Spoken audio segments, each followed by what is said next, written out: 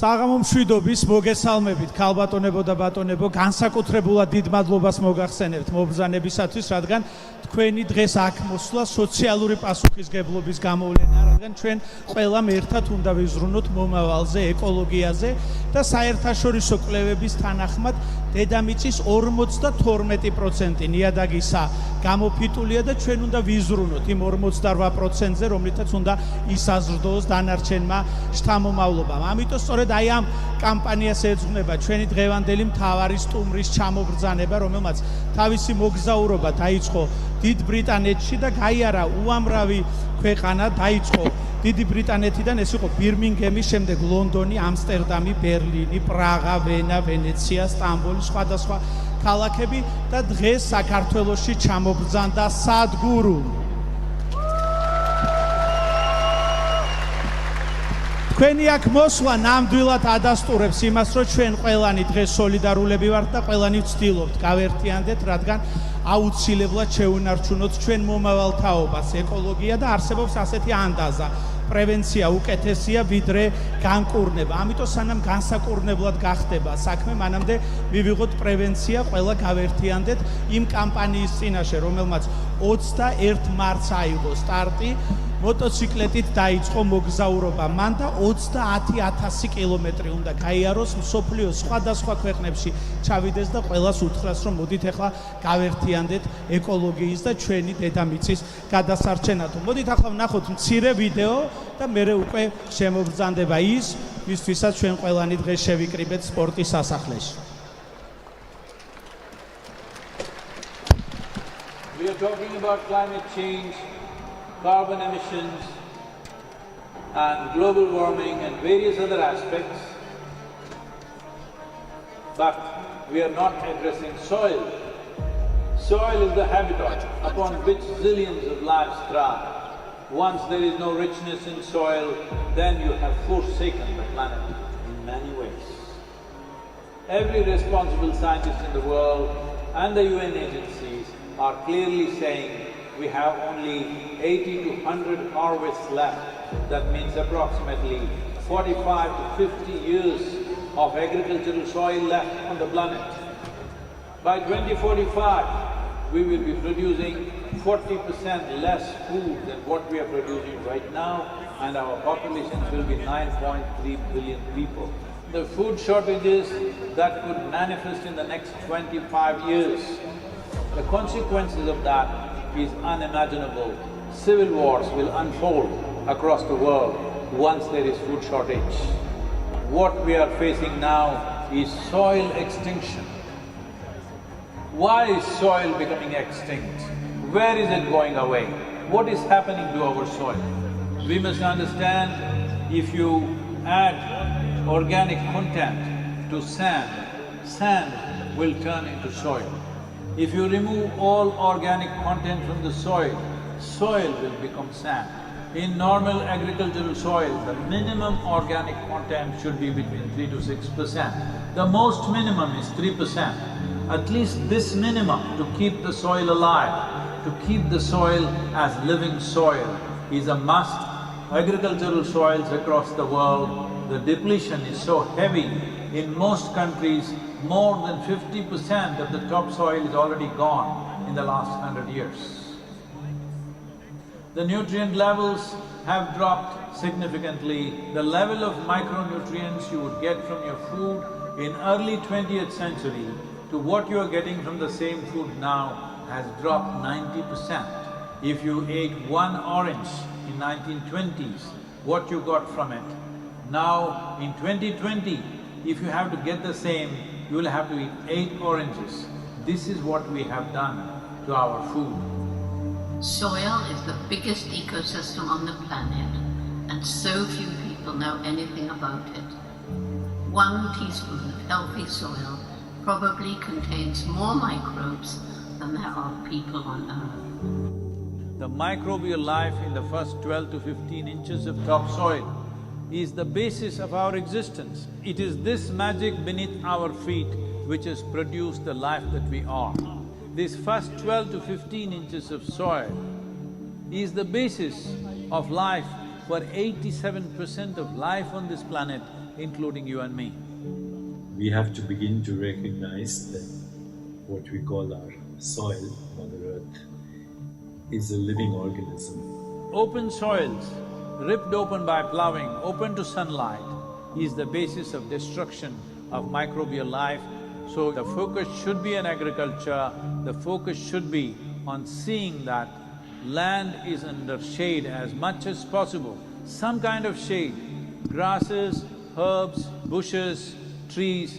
Conscious Planet is launching Save Soil movement to bring about a policy change to regenerate soil. As a part of this, I'm 65 and I'm riding 30,000 kilometers, a lone motorcycle journey, 30,000 kilometers across 24 nations to activate support from the citizenry to assure the governments long-term investments will be appreciated.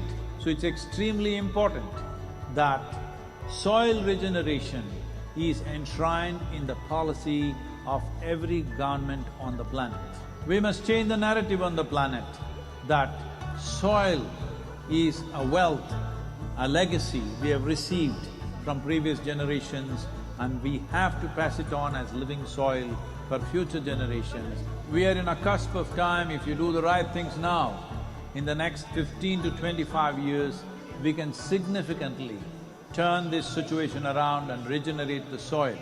But if we allow this to progress like this for another 30 to 40 years, after 40 years if we attempt this, then it could take 150 to 200 years because that much loss of biodiversity would have happened. From 21st of March for 100 days, the whole world, every human being on the planet should talk soil. So we must hear the word soil, save soil everywhere to see that the narrative on the planet changes towards the most vital aspect of our life, the soil. Each one of you should reach as many people as you can to make this happen. Many global leaders and influencers are already participating in the movement. Be a part of this and let us make it happen. From my part, as much as I can contribute. And the movement that you are taken up, I could not expect any more God's blessing than that. Sadhguru, and this campaign is so important. We are going to save the soil. Do your part. And saving the soils. And our planet's future depend on it. Sadhguru, save soil, my friend. Save soil, let's make it happen. Antigua and Barbuda is part of the Save Soil mission. We commend you for what you're doing. That is why we are happy to sign the MOU. The science and philosophy that backs the thought behind the movement is tremendous. Save soil, let's make it happen. Save the soil. We know what we must do, so let's make it happen. Let's make it happen. Let's make it happen. Let's make it happen. Let's make this happen. Let us make it happen. Let's make it happen. Let's make it happen. Let's make it happen. Let's make it happen.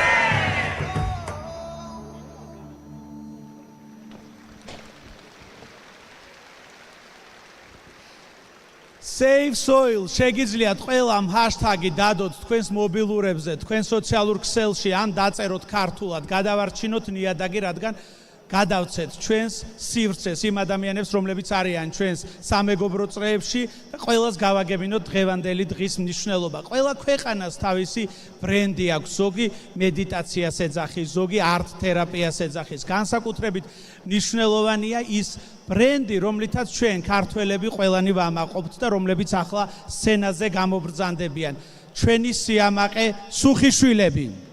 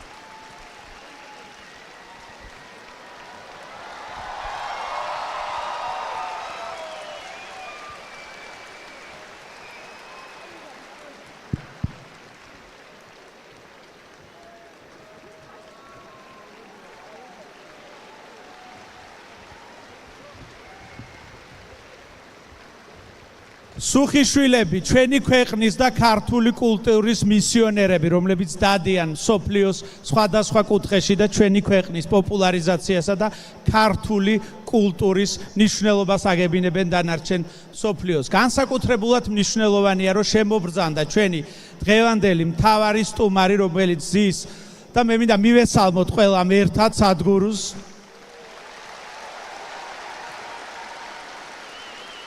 გადავუხადოთ განსაკუთრებული მადლობა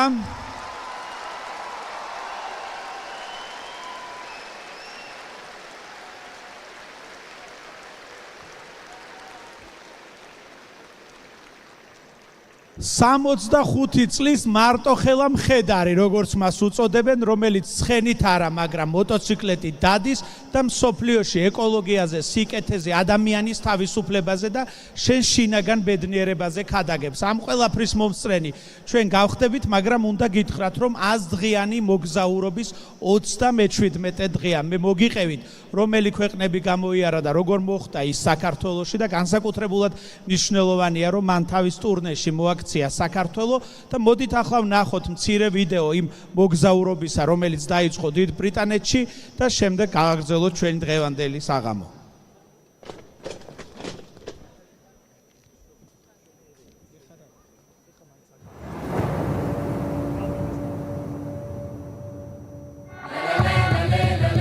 It's a great pleasure for me. These beautiful Caribbean nations are going for this fast. Карибские нации участвуют в этом первыми. Мы подписываем меморандум. Мы предложим определенную помощь для Карибского региона.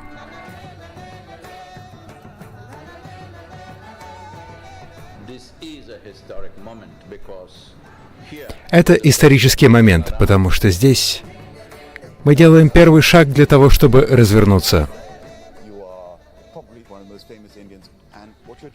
Наверное, вы один из самых известных индийцев, и то, что вы делаете сегодня, это очень важно, потому что люди вроде вас, у которых миллионы последователей, то, что вы делаете, очень важно для того, чтобы спасти почву.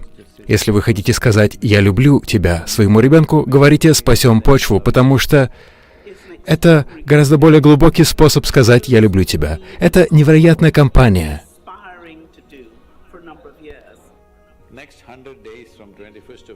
Следующие 100 дней мы хотим, чтобы весь мир говорил о почве. Смысл не в мотоцикле, не в путешествии, не в песне, а в том, чтобы вдохновить людей по всей планете. Сделаем так, чтобы это произошло.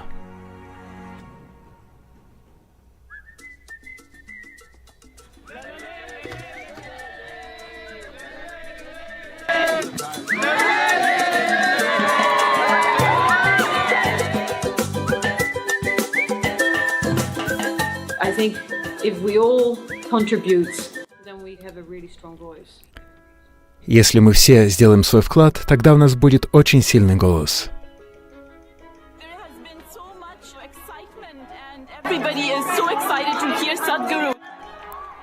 Все очень воодушевлены услышать и увидеть Садхгуру.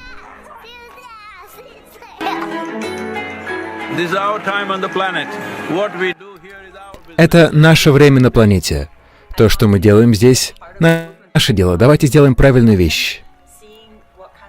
Я никогда его не встречала до этого, но посмотреть на тех, кто следует за ним, у меня ощущение, что я присоединилась к глобальному движению. Художники хотят вдохновить молодежь, и в большей части мира молодежь — это основное население. Используйте те стены, которые у вас есть. Один из самых красивых городов Европы. Это не только для какой-то одной страны, для какого-то одного человека. Все люди должны объединиться для того, чтобы решить эту проблему.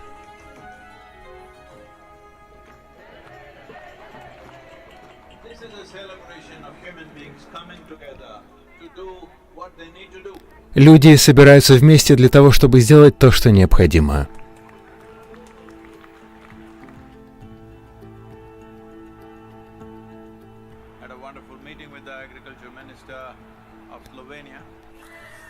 Я встретился с министром сельского хозяйства Словении.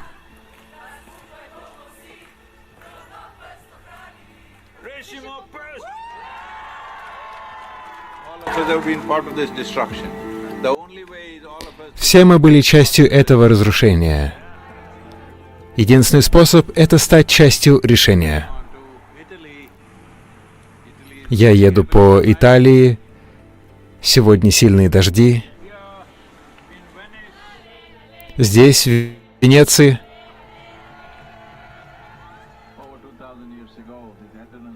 более 2000 лет назад, из-за слишком активного сельского хозяйства в регионе был нанесен слишком сильный урон почве. Так что современные римляне никогда не должны совершать такую же ошибку, как раньше.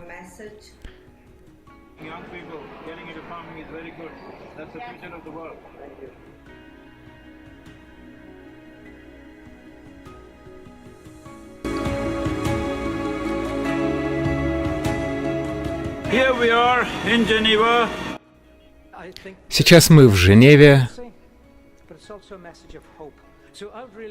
Это послание надежды. Так что я бы хотел поблагодарить Садхгуру за его лидерство. Давайте займемся этим глобальным кризисом, обращаясь к людям по всему миру. Сегодня вы видите здесь цвета, спасем почву. Это нельзя остановить, движение уже началось. И оно будет продолжаться, пока законы не будут изменены. Если люди выскажутся, тогда это произойдет. Скажите, произойдет ли это?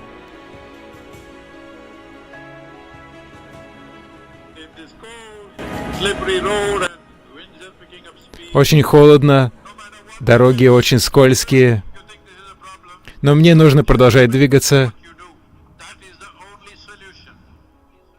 Это единственное решение.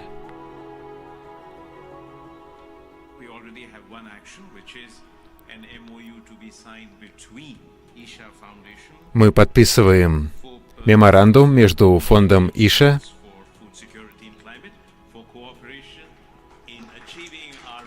Это меморандум о сотрудничестве для того, чтобы создать более здоровую почву.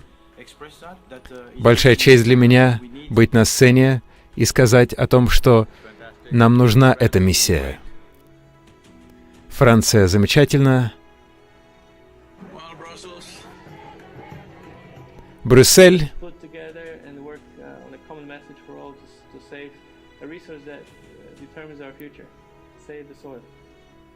Давайте спасем почву, ресурс, который определит наше будущее. Затем замечательный вечер, основное мероприятие.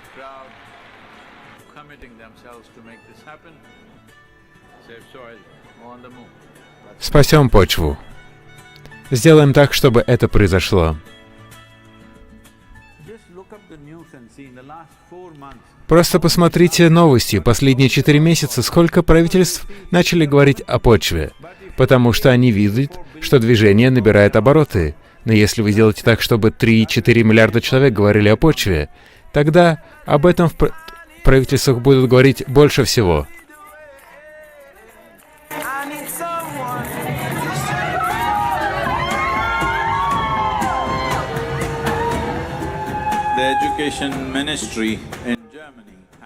Министерство образования Германии сейчас вступило в движение официально и попросило, чтобы все дети что-то нарисовали для движения «Спасем почву». Поздравляю, что ты написал премьер-министру. Сделаем так, чтобы это произошло. Так что я сейчас еду в Братиславу. Дороги здесь не очень. Слишком много луж. Так что трудно ехать на высокой скорости.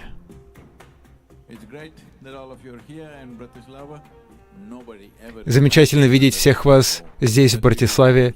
Никто и 100 лет назад не мог себе представить, что нам придется спасать почву.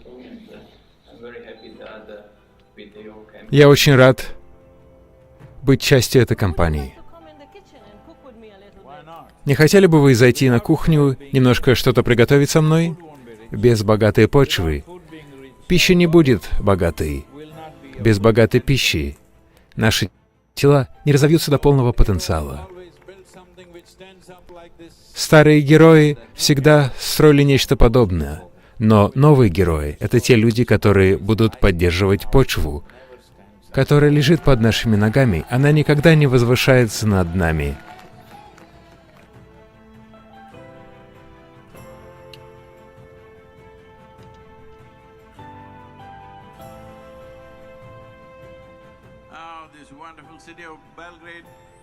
Замечательный город Белград.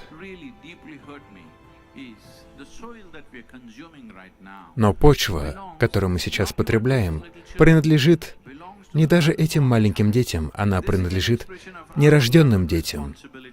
Это проявление нашей любви и ответственности к нашим собственным жизням и к будущим жизням тоже.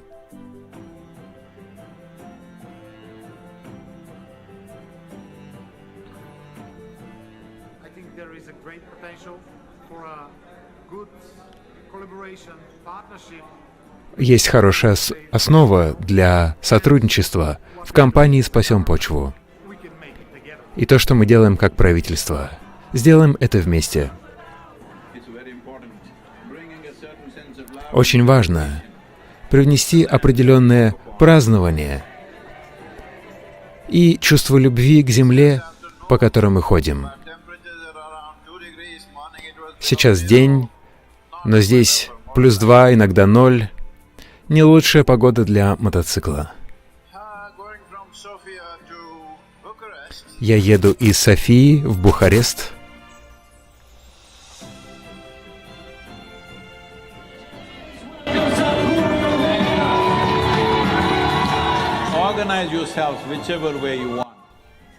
Организуйте себя как захотите. Каким-то образом объединитесь и сделайте так, чтобы это произошло.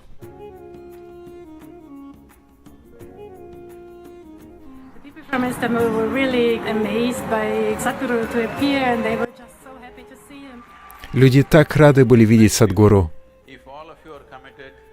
Если все вы проявите свое желание и будете проводить 10-15 минут в день для того, чтобы усилить это послание, я думаю, что мне нужно будет ездить как сумасшедший. Например, вчера я проехал 18 часов по болгарским дорогам.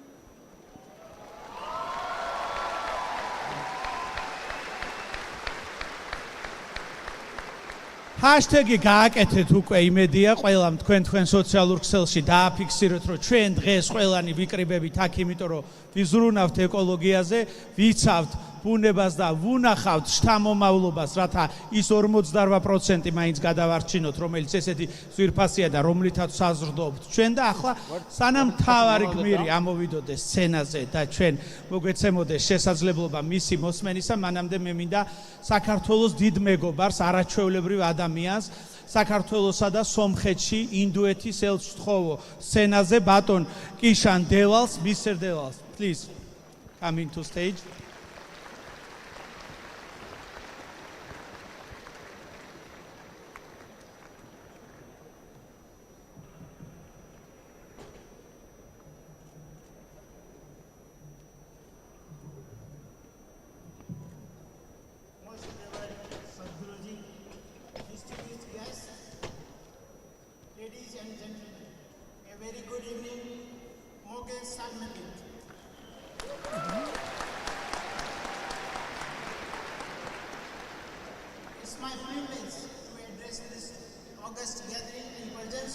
one of the most followed spiritual guru of modern day India. I also take pride in representing to you the land which gave this mantra thousands of years ago. Some Vachadham, some Vadadavam, some Manasi Janatam, some Vachadham, that is, let's move together. Some Vadadavam, that is, let's all interact together. Some Manasi Janatam, that is, everyone's mind should also be one. Dear friends, we have been hearing for some years now that our planet Earth is facing various challenges of environment and climate disturbances. Almost all of these challenges are man-made. The Indian cultural ethos since centuries have given the message of Sarve Bhavantu Sukhina, meaning that everyone should be happy. For ages, we in India have always given importance to land in the Indian culture. Earth is held as sacred and treated as mother.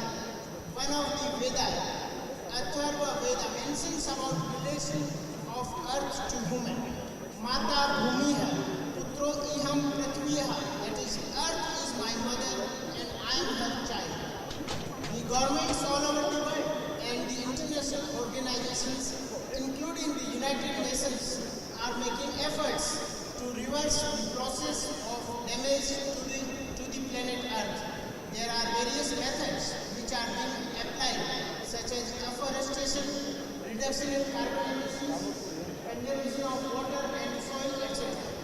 When our Prime Minister went to Glasgow in November 2021 for the Conference of Parties Summit on COP26, he made the world know that for India, the climate summit was not an occasion to add one more promise to the world, but it was a commitment towards its own 1.25 billion people.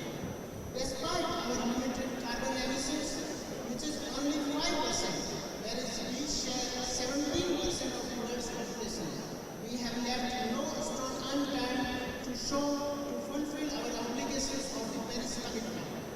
Today, India has the fourth largest renewable energy capacity, and today India's non-fossil fuel energy has reached 40% of our total energy needs, and we aim to set up 450 gigawatt of renewable energy capacity by 2030.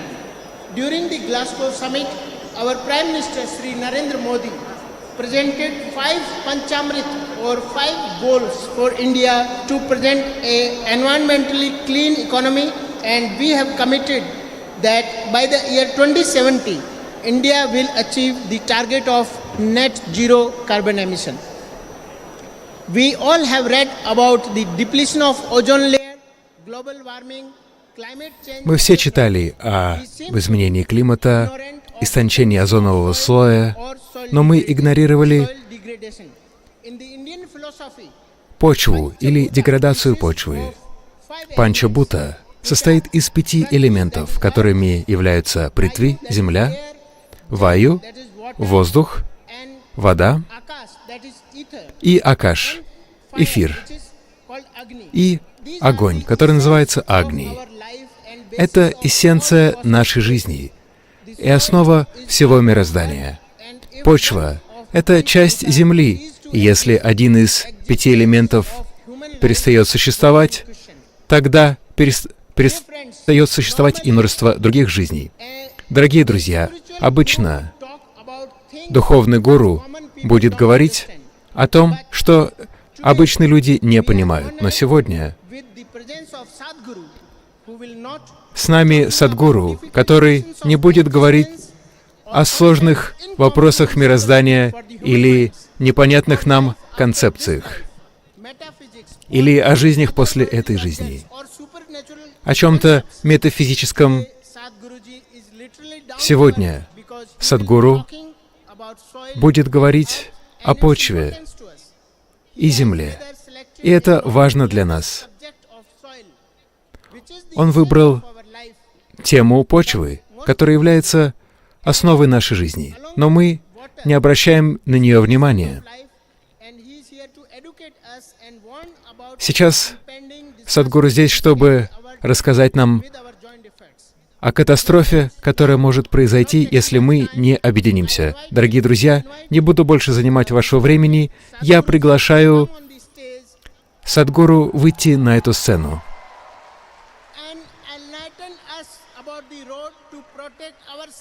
и просветить нас о том, как мы можем защитить себя от опасности возможной катастрофы для людей, для всего человечества. Садхгуру, сцена ваша. Большое спасибо.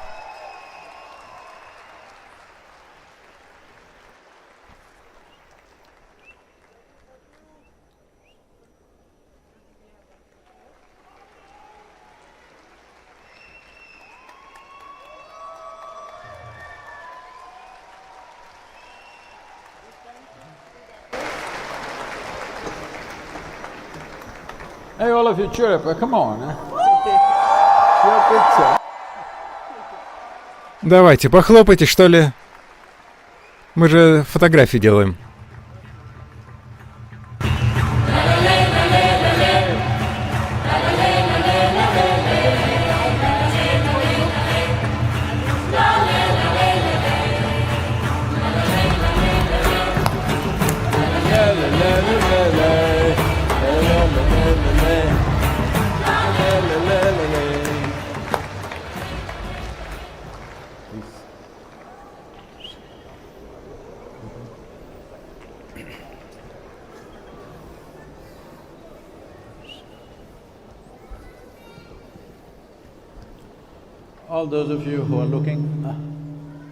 All those of you who are looking at me through your third eye. Те из вас, кто смотрит на меня через третий глаз, я имею в виду телефон. Все сейчас на YouTube, сможете потом оттуда скачать. Не нужно тратить на это время, закрывать себя телефоном. Просто побудьте со мной. Хорошо?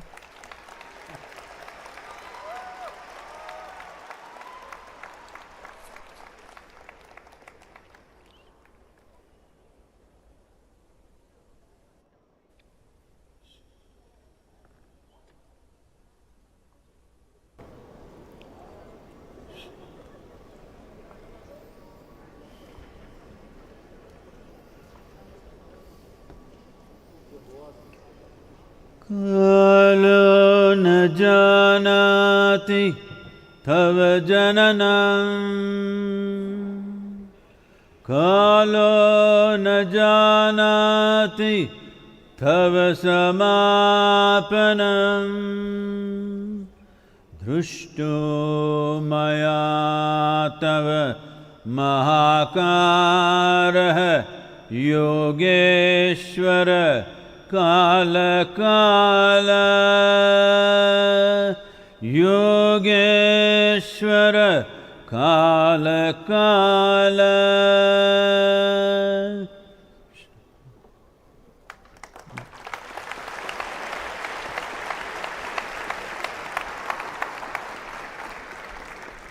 Good evening to every one of you.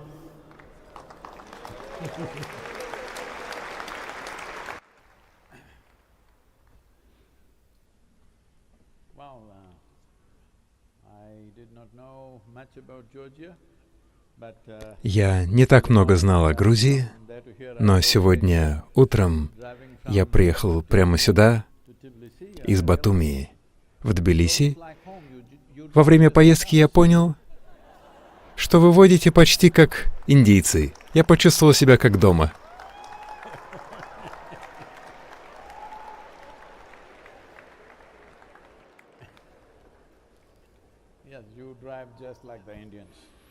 Да, вы водите прямо как индийцы.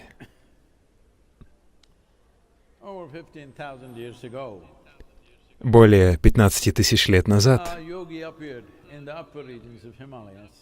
в верховьях Гималаев появился йогин.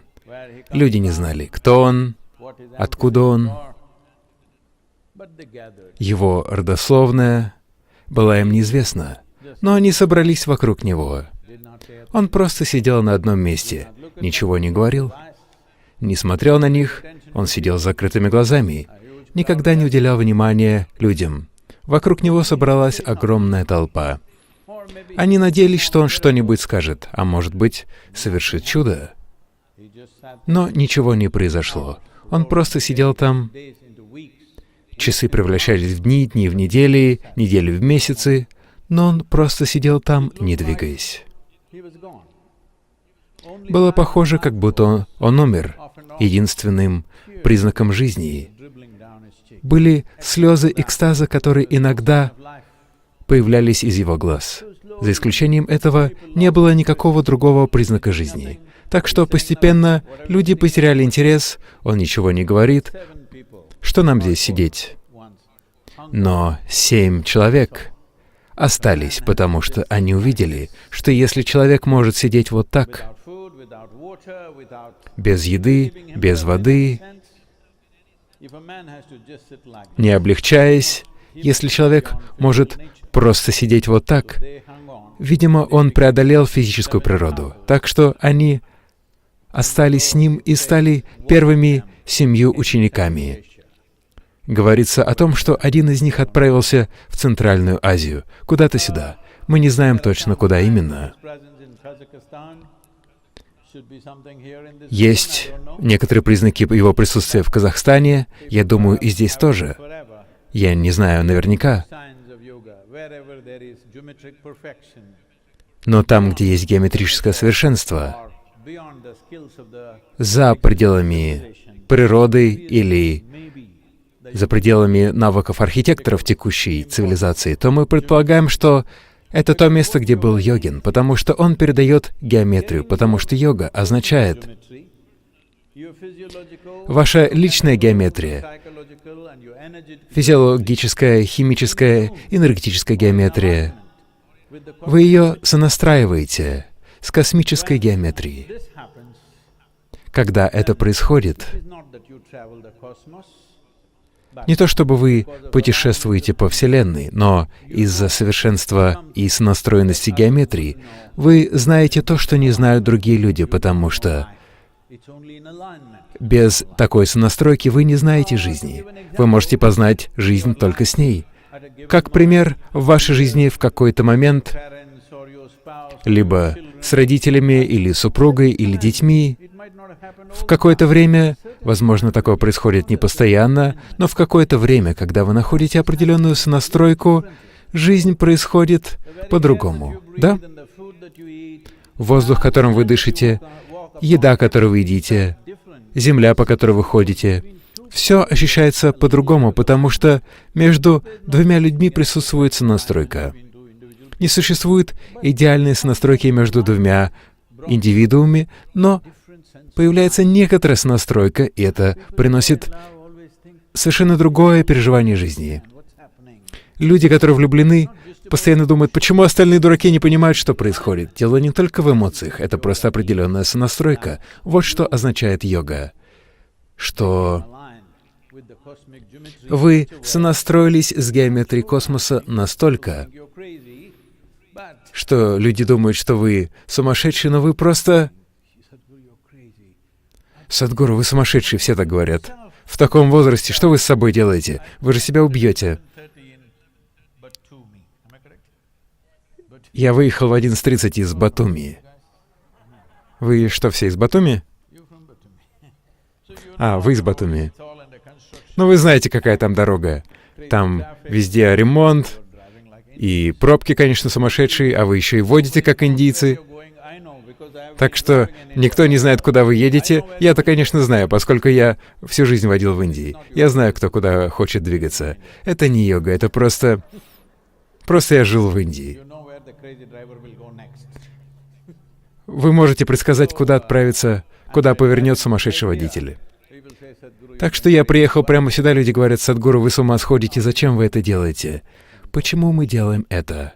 Это важный вопрос. Но мой вопрос, почему мы не сделали это гораздо раньше, потому что за последние 2 года я встречался с министрами сельского хозяйства, бюрократами, учеными, самыми разными людьми, которые находятся в позиции власти в мире. И я узнал, что все знают, насколько серьезная проблема почвы. Но никто ничего об этом не говорит. Когда я говорю с ними, они говорят: да, Садхгуру, это очень серьезная проблема, начнется то, это. Я говорю: тогда почему же мы об этом не говорим? Все думают, что кто-то другой сделает это. Нет кого-то другого, есть только я и вы на этой планете, да? Вы думаете, есть кто-то еще, кто придет и все сделает? Вы что, со мной не разговариваете? Что здесь происходит? А, там задержка, да, с переводом? Задержка с переводом.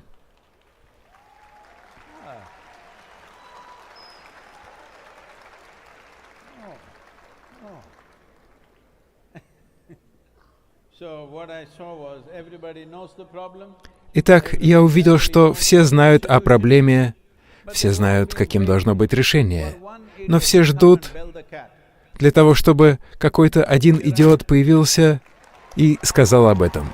И вот он, я здесь.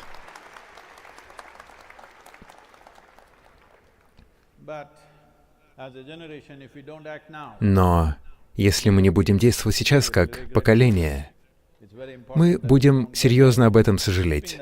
Очень важно, чтобы мы к этому не пришли. За исключением этого, я повторял... Вы поняли, да, что я сейчас произносил? Мантру. В мантре говорится о следующем. Жизнь — это определенное количество времени и энергии. Время, природа времени такова, что оно утекает для всех, для каждого из нас. В то время как вы здесь сидите, оно уходит. Тикают не часы, уходит ваша жизнь. И вы ничего не можете с этим поделать. Вы когда-нибудь могли вернуться во вчерашний день? Нет. Такой возможности нет ни для кого.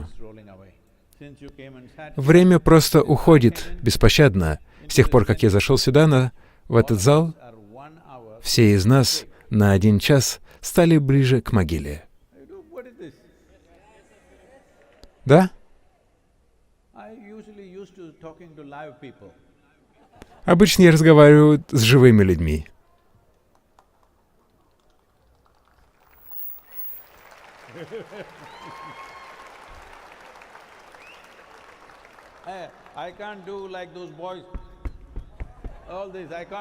Я не могу, как те ребята, танцевать.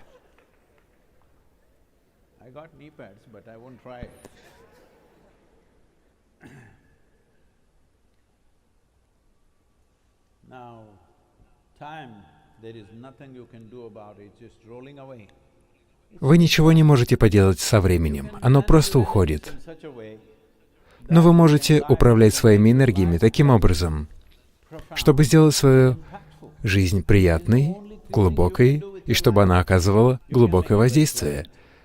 Вы можете сделать ее очень приятной, можете сделать свою жизнь очень глубокой, и можете сделать так, чтобы она оказывала определенное воздействие. Со временем вы ничего не можете сделать, оно просто уходит. В Южной Индии, в языках Южной Индии, когда кто-то умирает, мы не говорим «он умер». Мы говорим, что его время закончилось. Именно это и произошло.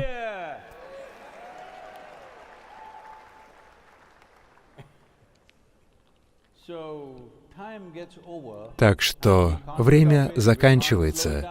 Мы не можем остановить его, не можем замедлить его, мы ничего не можем с ним сделать. Иногда люди подходят ко мне и говорят: «Садхгуру, это такой ужасный человек, я хочу его убить». Я говорю: не нужно делать все это, просто подожди, и он умрет. Просто подожди. Либо он умрет, либо ты умрешь. Так что если вы просто подождете, жизнь закончится. Сколько часов в день вы спите? 8 часов. В сутках только 24 часа. Вы об этом знаете. За 24 часа я долго, конечно, просил, чтобы выделили дополнительные 4 часа, но мне так и не ответили.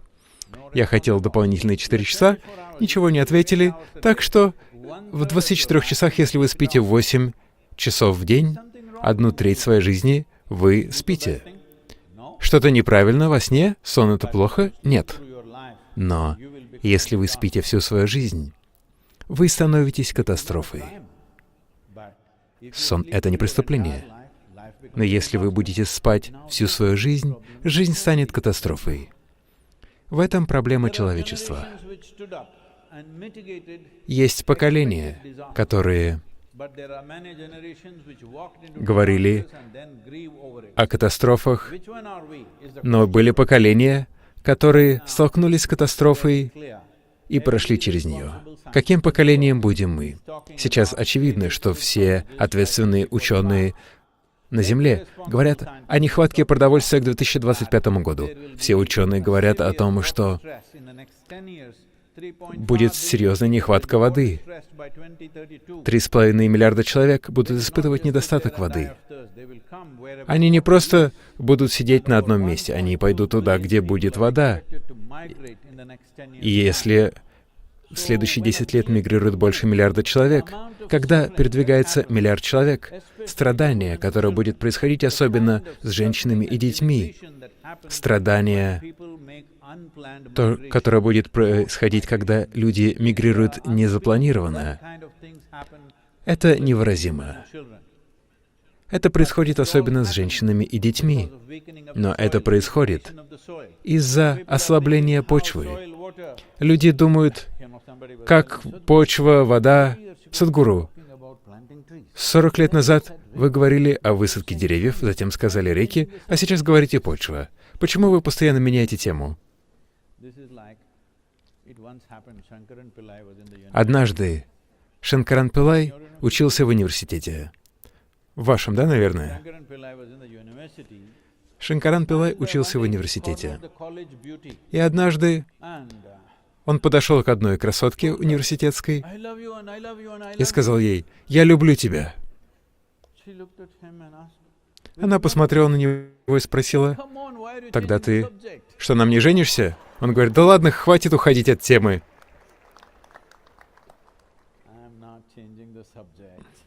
Я не меняю тему.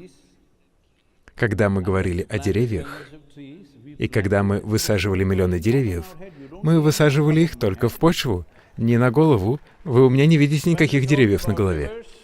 Когда мы говорили о реках, о тропических реках, они происходят из почвы. Там в горах нету снега или снежных шапок в горах. Почва создает реки. Так что, когда мы говорили о деревьях, о реках, мы говорили только о почве, ни о чем другом, потому что это основа всей жизни. Вы видите червя, насекомое, дерево, мужчину, женщину, животное. Все произошло из почвы.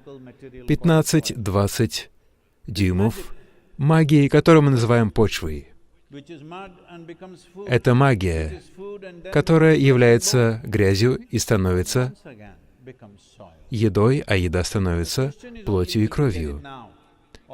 Вопрос только в том, поймем мы это сейчас или потом, когда нас похоронят. Когда? Когда? Когда? Однажды в Техасе была пара. Здесь есть люди из Техаса? Потому что, когда я говорю «Джорджия», люди сразу же думают про соседний штат Техас. Я просто решил спросить перед тем, как рассказать шутку.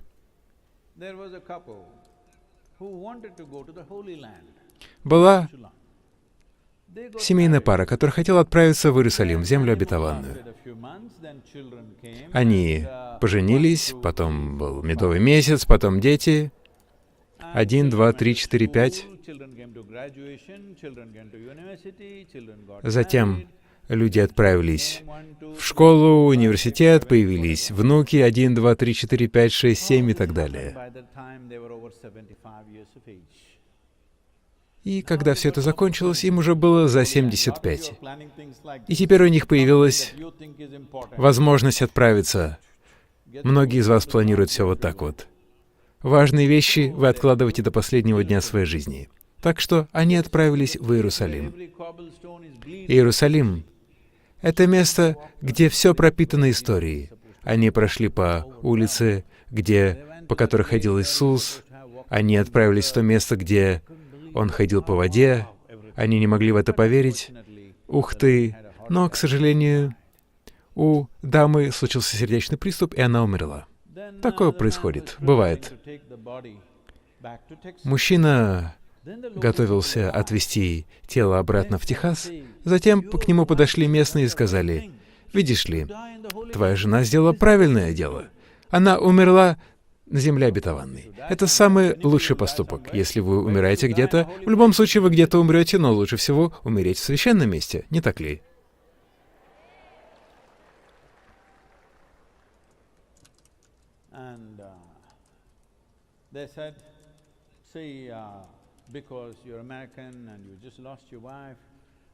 Они сказали: «Ты американец, только что потерял жену. Обычно мы просим $18 тысяч за все церемонии и так далее, но если ты возьмешь ее в Техас, то только за самолет ты заплатишь $18 тысяч, а потом еще в Техасе придется платить за похороны, так что лучше все сделать здесь». Мужчина подумал об этом и сказал: «Нет, я заберу ее обратно в Техас». Они сказали: «Да ладно. Конечно, ты женат столько лет, почти 40 лет. Ты был на ней женат, теперь ты ее потерял. Понятно, ты не можешь как следует думать. Хорошо, мы сделаем тебе суперскидку. $12 тысяч. Договорились?» Мужчина подумал об этом и сказал: «Нет, я заберу ее обратно в Техас». Ты потерял свою жену, ты не можешь думать как следует. Почему ты делаешь это? Ладно, хорошо, мы сделаем тебе супер-супер скидку, поскольку ты из США, из Техаса. Мы сделаем тебе особую скидку. $6 тысяч. Мужчина подумал и сказал: «Нет, я заберу ее обратно в Техас». Они сказали: «Да почему же?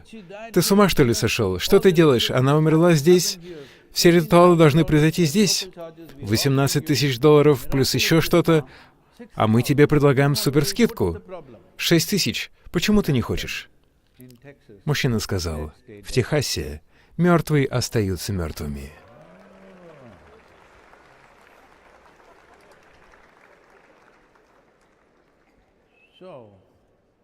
Countless number of people have walked upon this land. Where are they? All topsoil. Hello? All topsoil, all great men. What happened? All topsoil. This also.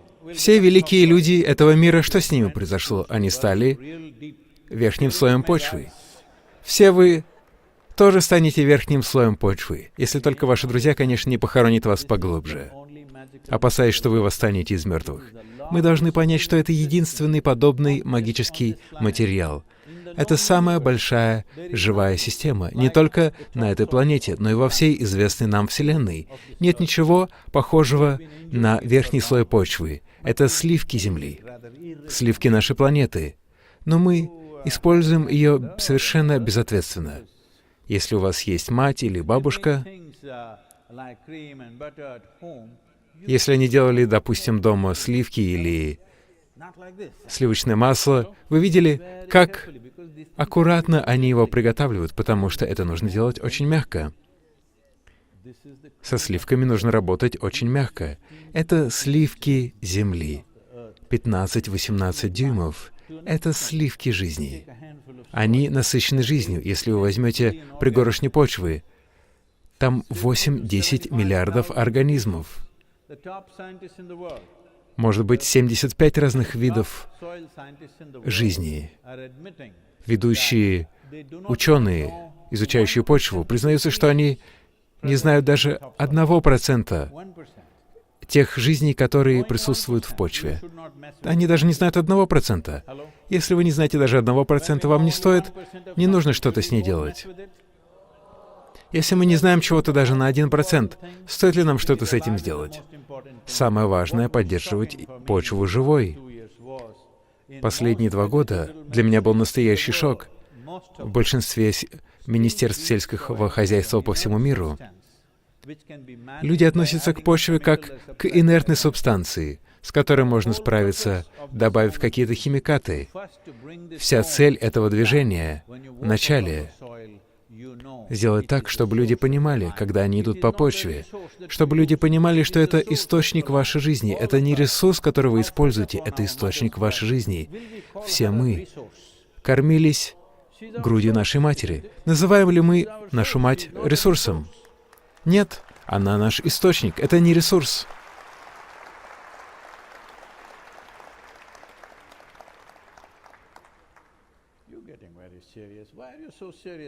Вы очень серьезные. Почему вы такие серьезные? Смертельно серьезные. Сначала у человека начинается серьезная проблема, а затем человек умирает. Одна из причин, по которой все человечество естественным образом не достигло просветления, не стало медитативным, потому что они смертельно серьезны. Да? Да? Вы что, мертвы? Серьезные? Смертельно серьезные?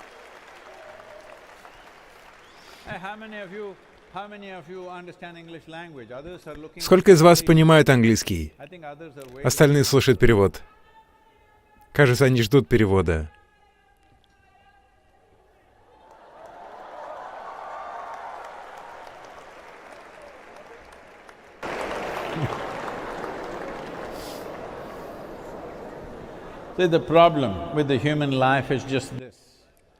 Проблема человеческой жизни заключается в том,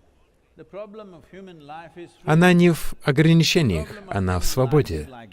Проблема человеческой жизни. Если бы вы родились как тигр, кто-нибудь, порычите как тигр, хочу послушать.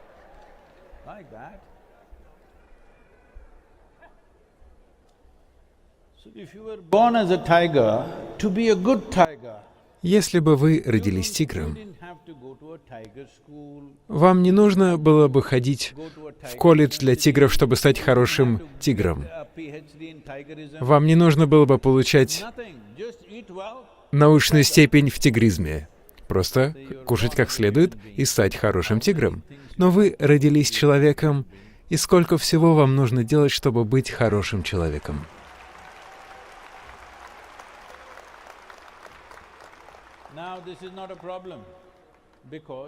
Это не проблема, потому что природа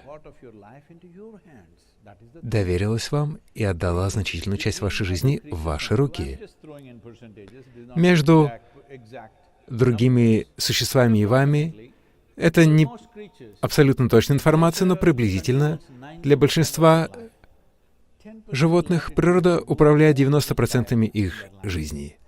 И 10% находится у них. Они управляют этим. Возьмите тигра, кузнечика, муравья, кого угодно. Природа позаботилась о 90% их жизни. Но проблема с людьми в том, что вы не сформированы. Когда я говорю «не сформированы», только 10% ограничены природой. Остальное отдано в ваши руки, чтобы вы стали тем, чем захотите.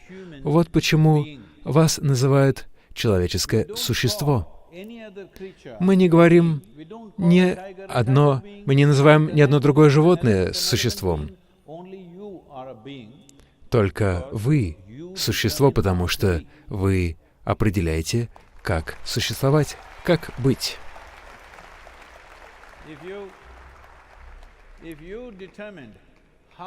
Если вы определяете, как быть, если бы вы определяли, как быть, вы бы выбрали блаженство или несчастье. Выберите сами, и я благословлю вас на это. Иногда то, что вы хотите для своего соседа, возможно, это вопрос. Но то, чего вы хотите для себя, это наивысшее приятное переживание. Почему же тогда этого не происходит все время?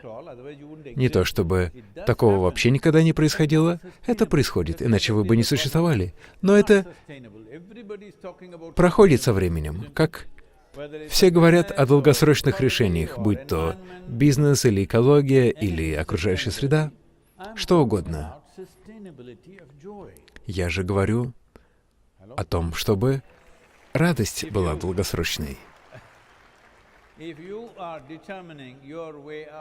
Если вы определяете то, какие вы, определенно вы выберете радость, не так ли? Почему же это не в ваших руках? Почему этого не происходит так, как вы хотите? Вот тот не происходит так, как вы хотите, вот тот не происходит, как вы хотите. Это ничего. Но вот это должно происходить так, как вы хотите. Да? Но сейчас единственная проблема в вашей жизни — вот это не происходит по-вашему. Вот тот человек не будет происходить так, как вы хотите. Не имеет значения, насколько они близки к вам, ваши дети, определенно они совершенно не функционирует так, как вы хотите.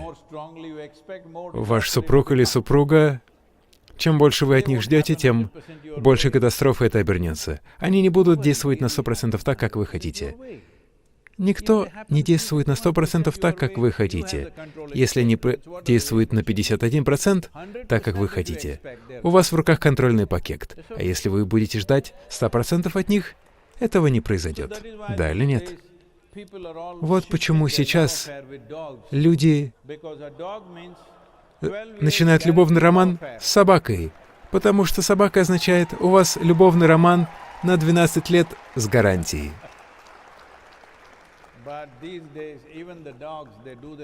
Но сейчас даже собаки делают что-то свое.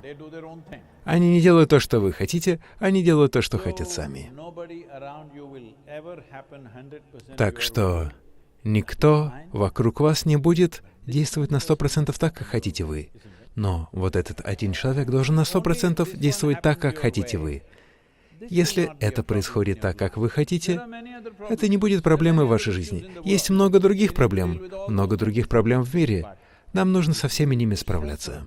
Но если вы сами являетесь проблемой, тогда это серьезная проблема. Это глупая проблема, да или нет? Это чертовски глупая проблема, потому что если вы сами проблема в своей жизни, что поделаешь? Люди подходят ко мне и говорят: Садхгуру, мой начальник, он вообще не человек. Моя теща — самая ужасная женщина на планете. А мой муж, сын, жена. Я говорю: видишь ли, приезжай в центр йоги Иша. Я дам тебе хорошее размещение, хорошую пищу. Делать ничего не нужно, просто будь радостным. Вот и все. Нет, я еще не закончил. Я говорю им: иногда я буду навещать вас. Просто на тот случай, если вдруг вы нерадостные. Я не хочу подпитывать несчастье. Так что если будете нерадостными, перестанем вас кормить. А если будете радостными, будем заботиться о вас до конца жизни. Через 2 дня нет там ни мужа, ни жены, ни тещи, ни соседей, вообще никаких проблем. Все эти проблемные люди исчезли. Только один человек. Через 2 дня, если я посмотрю на него, он не то чтобы он завернулся в йогическую позу. Если вы с кем-то и вы несчастны, вы можете сказать: это из-за этого человека я несчастен.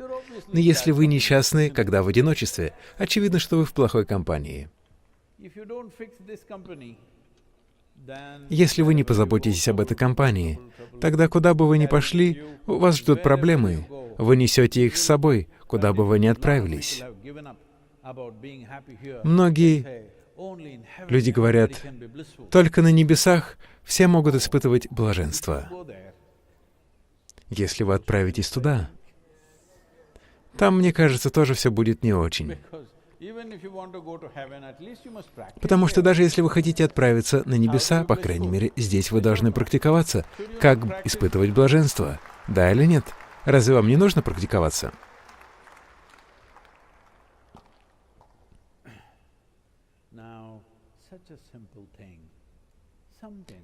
Нечто настолько простое, что-то настолько простое, как умиротворение, радость. Почему это стало такой большой проблемой? Это стало такой большой проблемой, что даже так называемые духовные лидеры говорят, умиротворение — наивысшая цель жизни. Хочу задать им вопрос. Если вы хотите сегодня насладиться своим ужином, даже если вас не переполняет экстаз, по крайней мере, вы должны быть умиротворенными, не так ли? Если вы захотите насладиться компанией человека, который сидит рядом с вами, по крайней мере, вы должны быть умиротворенными, если уж не испытывать блаженство. Да или нет? Если вы хотите насладиться прогулкой по улице, по крайней мере, вы должны быть умиротворенными. Так что скажите мне, является ли умиротворение самой главной целью в жизни или самым базовым условием для вашей жизни?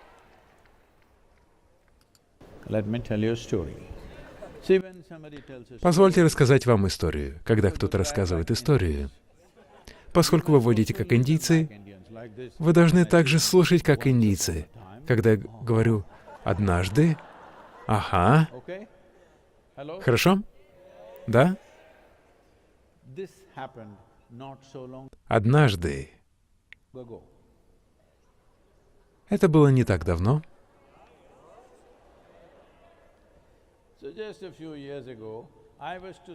Всего лишь несколько лет назад я выступал в Тель-Авиве. Я вылетел из Атланты, летел в Тель-Авив. Я должен был выступить в 6 вечера, а прилететь рано утром, но из-за того, что рейс задержали, я приземлился там в 6 вечера, а в 6:30 мне уже нужно выступать. За последние 40 лет я не опоздал ни на одно мероприятие. Здесь я тоже не опоздал. Приехал вовремя. Я быстренько переоделся в аэропорту и уехал. Но я голодаю. Я очень-очень голоден. Поскольку я летел американскими авиалиниями, там у них вообще никакой съедобной еды нет. Затем я был очень голоден, 20 часов я ничего не ел. Я быстренько переоделся и поспешил в зал. К моему удивлению, в тот день я должен был выступать в очень дорогом ресторане. Выступление было в ресторане. Не лучшее место, чтобы там оказаться, когда ты настолько голоден. Я уже приехал туда, меня встречали люди, ко мне подошел один человек, сказал «шалом». Я спросил, что это значит. Он сказал, это наивысшее приветствие. Я сказал, это ваше мнение, но что это значит? Он сказал, нет, это наивысшее приветствие. Я сказал, да, но что значит это слово? Тот человек сказал, оно означает «мир». Тогда я сказал, почему мир будет наивысшим приветствием, если только, конечно, вы не родились на Ближнем Востоке? В Южной Индии, если кто-нибудь утром скажет мне «мир», я спрошу, да что с тобой не так? Я хочу сказать, если вы чего-то лишены очень долго, постепенно это возвышается до небес. Сегодня, если мы говорим «мир», люди говорят «божественный мир». Если мы говорим «блаженство», «божественное блаженство», «любовь», «божественная любовь». Все эти люди, все эти вещи доступны людям. Не нужно экспортировать это на небеса. Нам нужно умиротворение, нам нужна любовь. Все это нам нужно здесь. Да?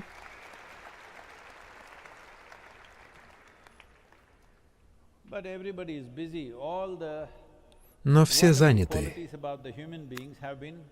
Все замечательные качества человека были экспортированы. Сейчас важно,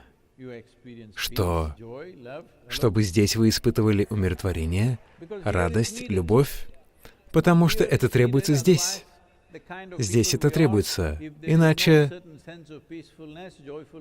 если мы не чувствуем умиротворения, любви, радости, каждое взаимодействие будет невероятно сложным. Индивидуальное взаимодействие или взаимодействие сообществ, стран, все будет приносить трение. Если в вашем сердце нет любви, если в отношениях нет радости, все будет приносить трение. Это требуется, потому что посмотрите, сколько войн происходило бесконечно. Я не разбираю политику о том, кто что сделал, но как люди мы сражались. Мы сражались в бесконечном количестве войн. Вы можете называть их разными странами, но как люди. Это была катастрофа. Мы клялись, что не начнем новую войну, и через 2 года начинали. Мы не хотим, чтобы это коснулось и почвы, потому что если вы столкнетесь с такой катастрофой, вам уже ничего не поможет. Сегодня, как поколение, перед нами стоит непростая задача, но в то же время невероятная привилегия, что мы можем быть тем самым поколением, которое обратит все вспять с порога катастрофы, потому что сейчас мы находимся в том времени. Если мы будем действовать сейчас, мы сможем обратить это за 15-20 следующих лет, мы сможем обратить это вспять. Это возможно, но главное, что это должно быть установлено в законодательстве каждой страны, чтобы как минимум 3-6% органики присутствовало в почве. Сейчас слишком много разных разговоров, все должно быть упрощено до этой точки. Мы должны сказать, что есть миллиарды, триллиарды организмов в почве, и им нужна пища. Единственное, что они могут есть, это органический материал. Органический материал. То, что я говорю вам, это самая простая наука, но каким-то образом люди этого не понимают. Скажу вам еще раз. Верхние 15-20 дюймов почвы, в них находится бесчисленное количество микроорганизмов. Эти организмы являются основой вашего существования здесь. Они являются основой качества атмосферы на планете. Они являются основой воды, которую вы пьете, и пищу, которую вы едите. Я приду к этому чуть позже. Но этим организмам требуется пища. Пищу у них забирают. Как же это происходит? Каждый фермер, 15-20 лет назад каждый фермер знал, что земле требуется гумус. Слово «human» — «человек» происходит от слова «humus» — «гумус». Но каким-то образом в начале 20 века мы обнаружили волшебный порошок. Знаете, какой? Появились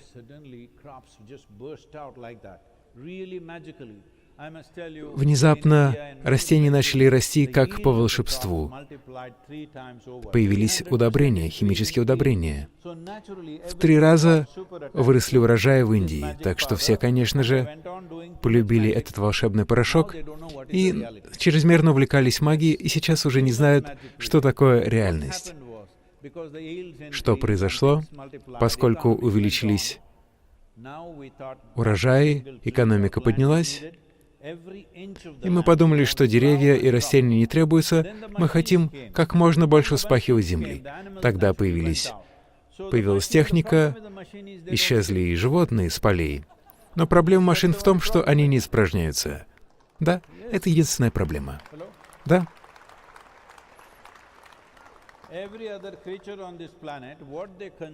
Любое другое существо на планете То, что они употребляют, так или иначе, они возвращают это в землю. Но машины этого не делают, потому что они не являются жизнью.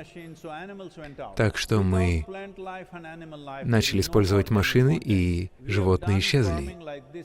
Без них нет органического содержимого. 50 или 100 лет мы продолжали таким образом, и сейчас такая ситуация, что без органики 52% верхней почвы деградировало. 52% земли деградировало. И скоро это количество увеличится до 75%. Количество пустынь на планете увеличилось на 10%. Сейчас мы потеряли 10% почвы за 25 лет. Просто представьте, что произойдет через еще 50 лет. 10% земли было потеряно, было превращено в пустыню. Если вы не понимаете, что я говорю, просто посмотрите на это год за годом, посмотрите на Google карты, на изображение планеты. Вы увидите, это катастрофа. Повсюду распространяется песок. Есть и другие угрозы, мы не будем все это рассматривать. Я здесь не для того, чтобы рассказывать обо всех этих ужасных фактах. Вы сможете сами их прочитать. Не хочу сейчас все это говорить. Сейчас все, что я хочу сказать.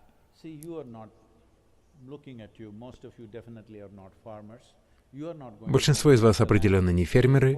Вы не будете заниматься почвой. Главное, чтобы городские жители высказались. У вас есть голос, который очень важен в демократической стране.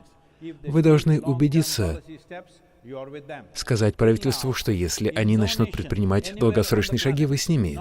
Сейчас повсюду на планете ни одна страна, ни разу такого не было, чтобы 60% населения высказывалось за долгосрочное благополучие страны, за будущее своих детей. Люди просят уменьшить налоги, уменьшить цены на бензин, что-то такое. Вы просите что-то мелкое, и вы получаете что-то мелкое. Пришло время, чтобы как поколение мы попросили. Вы должны понимать, для политиков и для правительства мы даем им 4-5 лет. Сколько в Грузии? Насколько избирают? Мы даем 5 лет. 4 года. На 4 года я хочу задать вам простой вопрос. Если бы вы были президентом этой страны, и у вас было только 4 года, вы бы начали что-то, что принесет результаты через 15 лет. Будьте честны. Нет. Вы постараетесь сделать что-то, начать что-то, что принесет результат через 4 года. Вот и все, что происходит по всему миру. Вот и все, что происходит по всему миру. Это уловка 22 демократии. Мы даем им только 4 года, так что они пытаются планировать и делать что-то только за эти 4 года, потому что они хотят делать что-то во время своего срока. И еще одна проблема политиков, возможно, это справедливо не для каждой страны, но это справедливо для большинства стран. Сейчас вы на вершине, а завтра, если проиграете выборы, вы исчезаете. Так что, если бы у вас была такая карьера, что бы вы делали? Вы бы пытались делать что-то в течение 4 лет, чтобы получить еще 4 года. Вот и все, что сейчас происходит. Так что, если только до сих пор то, что я видел много где в Индии и в разных других странах, там, где лидер предпринимал долгосрочные шаги, он проигрывал. Определенно, вы должны дать такую поддержку, что вы заинтересованы в будущем этой нации. Вы заинтересованы в будущем своих детей. Это очень важно. Это очень-очень важно.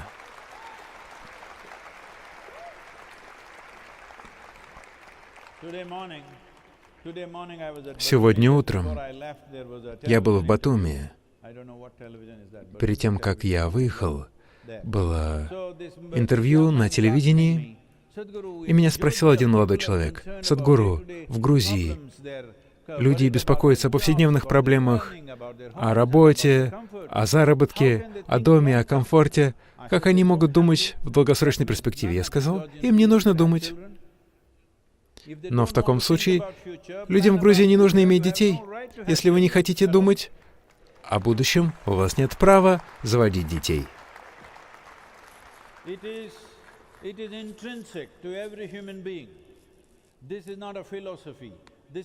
Это не философия, это не идеология, это не моральное учение. Это присуще каждому человеку. Каждый человек хочет, чтобы его дети жили лучше, чем он. Это то, как вы чувствуете. Это не какая-то мораль. Но если вы говорите «нет-нет», я беспокоюсь о... Сегодня я не заинтересован в завтрашнем дне. По крайней мере, не заводите детей. Если у вас есть ребенок, и вы не беспокоитесь о завтрашнем дне, это безответственно. Так что пришло время, когда впервые в истории мира мы должны беспокоиться о состоянии почвы. Это происходило с отдельными обществами. Майя исчезли из-за чрезмерного земледелия, цивилизация Месопотамии, даже город Рим в некоторой степени. Его ждал крах из-за того, что хлеб чрезмерно подорожал. То же самое происходит сегодня, повсюду, но сейчас это происходит в глобальном масштабе. Никогда раньше подобного не было. В этом году из-за войны и нехватки еды, в этом году, по крайней мере, десяток стран, может быть, не в Европе, но в других местах, переживает голод.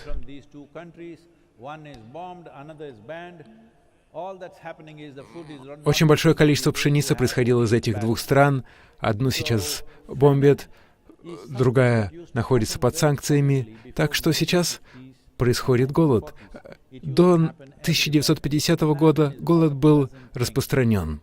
Голод происходил повсеместно, и это не что-то приятное. Это не бомба, это не пуля, она не убивает вас быстро. 3-4 месяца постепенного угасания жизни. Это самый болезненный и ужасный способ умереть. Давайте не будем восстанавливать эти ситуации в мире еще раз. У нас достаточно технологий, у нас достаточно организаций. Я думаю, что у нас достаточно образования и здравого смысла. Мы не должны позволить этому произойти еще раз с людьми. Я хочу, чтобы вы знали, когда происходит голод, происходят самые ужасные вещи. Люди начинают есть друг друга из-за голода. Это происходило во многих местах в мире. Давайте не будем подталкивать человечество еще раз к этому, потому что определенно мы двигаемся к этому. Меньше производства еды и больше населения означает, что мы определенно двигаемся к этому. Где бы это ни происходило, наша человечность должна отвечать. И не отвечать после того, как разовьется катастрофа, потому что после Второй мировой войны все сказали, никогда больше мы не будем начинать ни одной больше войны. И с тех пор сколько войн произошло? В 2000 году все люди сказали, мы миллениалы, у нас есть информационные технологии, у нас есть технологии, мы не будем сражаться, мы просто будем сражаться своими большими пальцами. Сколько войн произошло с 2000 года, сколько стран было уничтожено, сколько людей убито, бесконечное количество людей.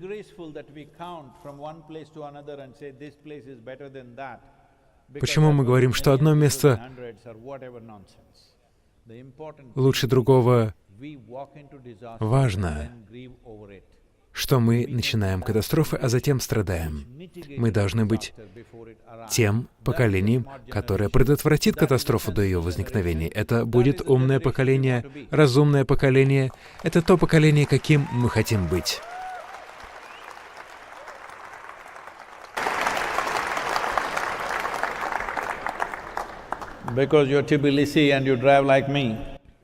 Поскольку вы в Тбилиси, и вы водите, как я, нет, как индийцы.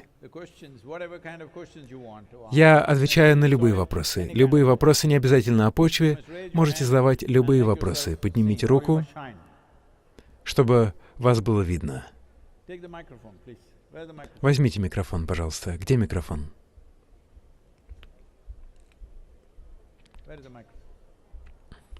Где микрофон?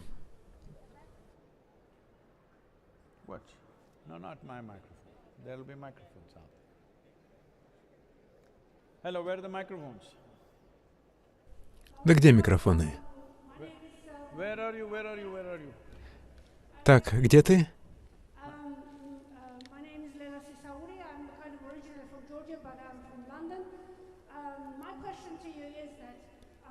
Я приехала сейчас из Лондона. У меня такой вопрос. Во-первых, большое спасибо за то, что вы делаете.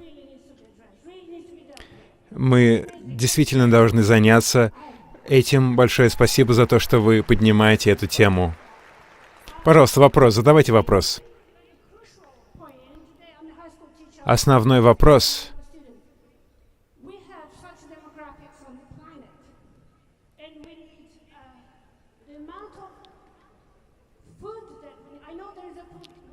Я знаю, что мы много расходуем и выкидываем, выбрасываем еду, но я хочу спросить, но как мы сможем производить достаточно еды, если откажемся от индустриального земледелия? Это мой вопрос.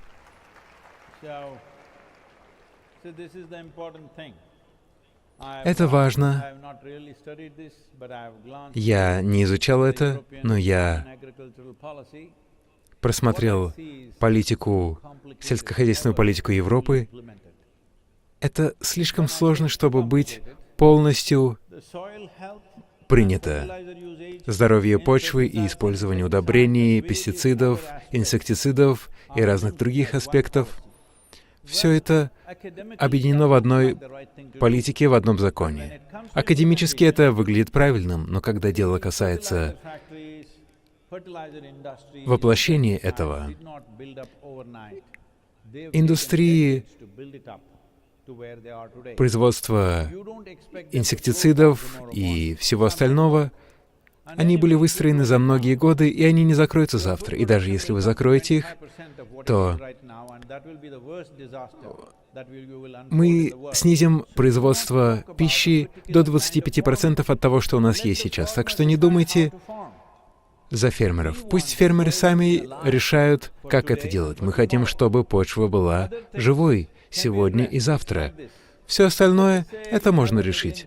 Это все равно, что, допустим, у вас боль в ноге, вы идете к ортопеду, у вас начинает болеть глаз, вы идете к офтальмологу, у вас болит зуб, вы идете к стоматологу, но затем вы обнаружили, что у вас рак, и вы умрете в следующие 3 дня.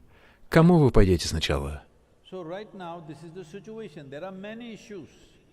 Сейчас такая ситуация. Есть множество проблем. Я не говорю, что все эти проблемы не являются важными, все они, конечно, важные. Но здоровье почвы — это базис нашей жизни. Без здоровой почвы не будет жизни. Без здоровой почвы не будет здоровья человека. И без производства еды не будет мира на планете. Без производства пищи не будет никакой цивилизации, если начнутся недостатки продовольствия. Цивилизация растворяется за 3 дня. Даже ваша человечность очень быстро растворится. Так что мы говорим не о том, чтобы что-то снижать, и мы не говорим о том, чтобы управлять определенным и рекламировать определенный вид фермерства. Пусть фермеры занимаются тем, чем хотят, но почва должна быть живой. Для этого единственный закон, которого мы просим, сейчас в Северной Европе органическое содержание — это где-то 1,5%. В Южной Европе это где-то 1,2%, но меньше 1% это уже считается пустыней. В Африке это 0,3%, в США 1,5%, в Индии 0,6%. Это не только где-то в одной стране, это происходит по всему миру, так что я хочу сказать, самая простая политика, самый простой закон — установите следующее. Если у фермера в поле 3% органическое содержание, он получает поддержку. Когда появляется 3% органического содержания, После этого есть определенный рынок, на котором продаются квоты на углекислый газ. Такая богатая почва с 3% может работать может эффективно поглощать углекислый газ. Если, скажем, какое-то яблоко было выращено на плодородной почве, где больше 3% органики, вы получите гораздо большую пользу для здоровья, и это принесет огромную пользу здоровью человека, экономике нации. Если люди будут здоровы, они смогут делать гораздо больше в своей жизни. От этого будет получать пользу вся экономика. Есть множество исследований, которые рассматривают все это. Так что мы просим лишь только одно. Пожалуйста, отделите здоровье почвы от всего остального. Есть множество других проблем. Да, мы согласны, все это значительные проблемы. Но здоровье почвы, отделить его от других проблем, иначе у нас будут только конференции, у нас не будет решения. Конференции бесконечно проходят последние 25 лет. Когда-то я посещал очень много конференций по миру во всем мире. Я по-настоящему верю в том, что люди начнут приносить мир во всем мире. Я посещал множество крупных конференций во всем мире. Я отправился на одну конференцию, это была последней из тех, что я посетил. Там было очень много нобелевских лауреатов, были политики. Я подумал, что они что-то сделают для мира во всем мире. Я говорил на третий день 4-дневной конференции, и вот после обеда говорит один нобелевский лауреат, после него должен выступать я, и этот нобелевский лауреат, там был подиум такой большой, не как здесь, большой деревянный подиум, положил свои бумаги, открыл, посмотрел вниз и до конца всего разговора даже не посмотрел вверх. Я считал страницу, он прочитал 52 страницы. Я слушал каждое его слово, я посмотрел вокруг. Весь зал был очень умиротворенным. Все без разбора заснули. За исключением меня, дурака, который слушал то, что он там читает. За исключением охраны, все заснули. Затем, когда я вышел, пришла моя очередь. Я начал петь мантру, они все проснулись. Затем я сказал им: видите ли, все мы здесь для того, чтобы достичь умиротворения мира во всем мире. Насколько из вас может искренне положить руку на сердце и сказать: мой ум спокоен. Если вы... Они были достаточно честны, как и вы, они сказали: нет, наш ум не испытывает умиротворения. Я сказал: если вы даже не можете вот этот ум сделать умиротворенным, как вообще вы хотите сделать мир спокойным?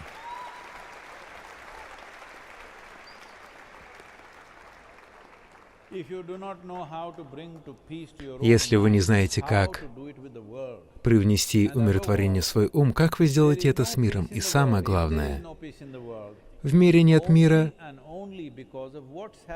и это только потому, что происходит в уме человека. Если бы умы людей были умиротворенными, или если бы людей не существовало, тогда был бы мир во всем мире. Тогда я спросил, в чем же секрет того, что все засыпают. Они сказали: нет, Садхгуру, вчера просто был такой ужин. Я сказал: к умиротворению можно прийти по-разному, можно напиться и быть умиротворенным, можно принять наркотиков, быть умиротворенным, можно быть мертвым, быть умиротворенным, но это не то, чего мы хотим. Мы хотим быть живыми и хотим быть умиротворенными, хотим испытывать определенную энергичность и насыщенность. Мы хотим быть динамически активными и по-прежнему быть умиротворенными. Да? Так что смысл не в том, чтобы прекращать индустриальное фермерство. Нет. За последние 27 лет мы в Южной Индии обучили множество фермеров, и сейчас правительство Индии вкладывает больше $2 миллиардов в это направление. После этого движения Германия также объявила, что они выделяют большой бюджет на здоровье почвы. Почти 72-73 страны подписали меморандумы, заявляя, что они сделают изменения в законодательстве. Так что мы двигаемся к этому.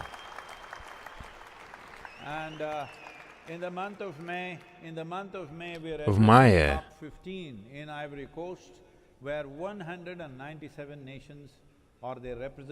мы будем выступать перед представителями 172 стран. Мы будем выступать перед этой группой. Главная тема этой конференции — это почва. Но до этого мы хотим коснуться 3,5 миллиардов человек, потому что в демократии считаются только голоса. Какие у вас телефоны? Смартфоны? Или какие? Да, у всех смартфоны. Когда у вас такой умный компаньон, вы должны делать что-то очень умное. Вы можете отправить несколько глупых сообщений, я не против, но вы должны делать что-то, потому что то, что у вас есть в руках, это сила. Сейчас впервые в истории человечества вы можете сидеть и говорить со всем миром, да? Когда такое было возможно? Многие великие сущности появлялись здесь, но когда они говорили, их не могли слышать и 10 человек. Сейчас впервые, когда вы можете сидеть у себя дома и говорить со всем миром. Так что сделайте что-то. Люди делают что-то, и миллиарды человек поднимаются. Сделайте что-нибудь.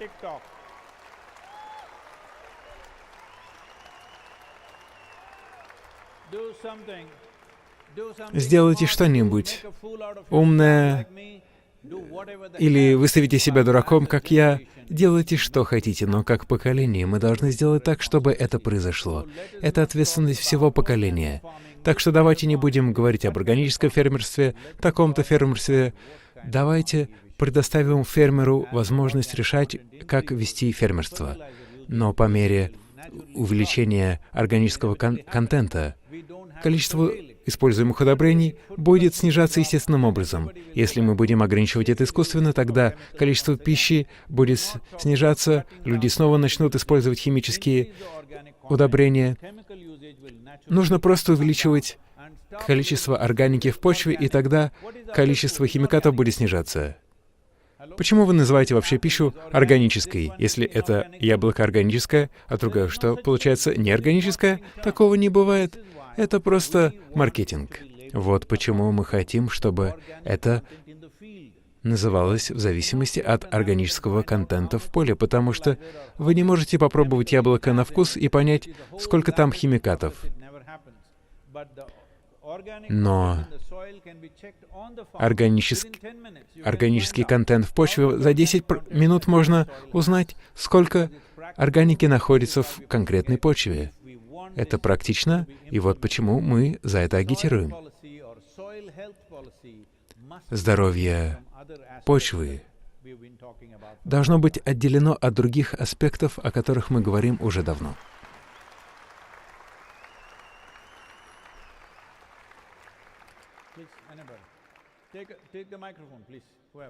Пожалуйста, возьмите микрофон. Вопросы не обязательно должны быть связаны с почвой. Хорошо, да. Где вы? Где? Где это? Хорошо. Я из Грузии, Садхгуру. Я слежу за вашим путешествием на Инстаграме, и я вижу, что в каждой стране, куда бы вы ни отправились, вас встречают дети с любовью, с радостными лицами. Они очень радостны с вами. Я хочу спросить, как вы делаете их счастливыми? Что это за особая сила такая? Как тебя зовут?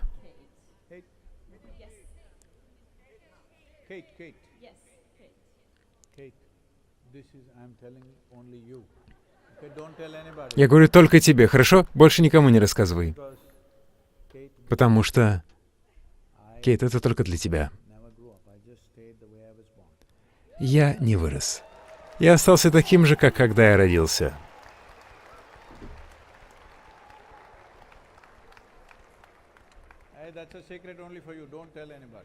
Но это секрет только для тебя. Никому не рассказывай.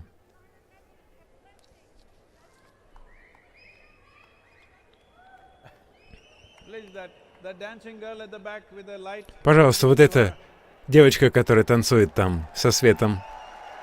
Пожалуйста, дайте ей микрофон. А, это мальчик.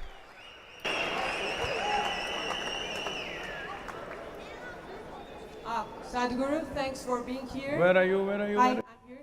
Thanks for being here, and he was. Садхгуру, спасибо, что приехали. Я задам вопрос.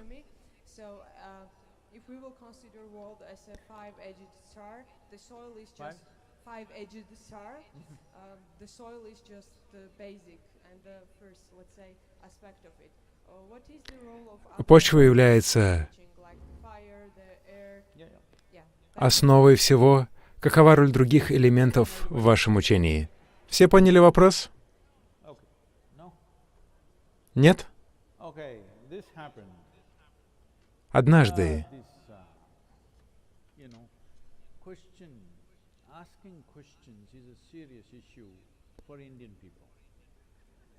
вопрос — это серьезная проблема для индийцев. У них очень много вопросов.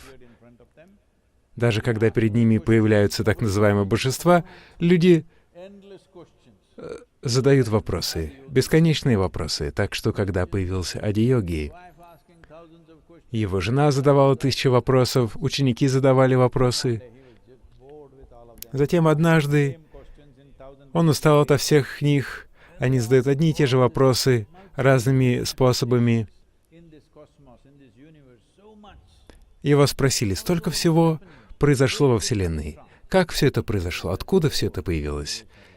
Ему было скучно, он показал вот так. 5. 5. Только 5 вещей.